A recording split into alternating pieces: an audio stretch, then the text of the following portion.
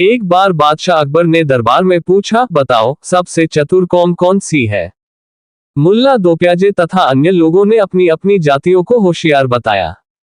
जब बीरबल से पूछा गया तो उसने बताया, जहां पनाह सबसे चतुर बनिया होता है, बनिए से चालाक कौम कोई नहीं होती।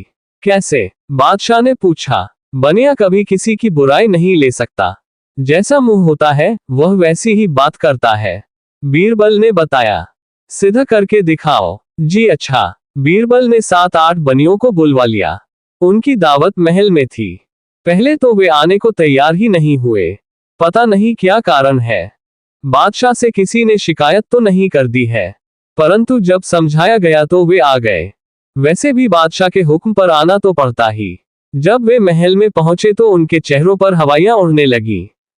वे बड़ी मुश्किल से भय को निकाल सके। उनके सामने उड़द की दाल लाई गई और पूछा गया, बताओ ये क्या है। देखकर वे पहचान गए कि उड़द की दाल है, परंतु इस डर से कि कहीं उसमें और कोई बात ना हो, वे ठीक नहीं बताना चाहते थे। किसी ने कहा मूंग, एक ने कहा मसूर, तीसरे ने मोट बताया, उड़द किसी ने नहीं बताया। बादशाह की समझ में कुछ नहीं आ रहा था कि वे क्या बक रहे हैं। बादशाह बोले, अरे मूर्खों, ये उड़द की दाल है।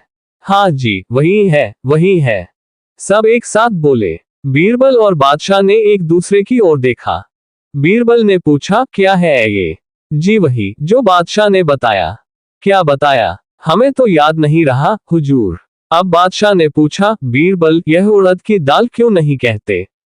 वहम के कारण। बीरबल बोला, इन्हें वहम है कि दाल में कोई बात है। ये चालाक हैं। अब तो आप मान गए। बादशाह ने इनाम देकर उन्हें भगा दिया। हाँ बीरबल, ये सबसे चालाक है। वहम और शक के कारण उड़द की दाल नहीं कहा।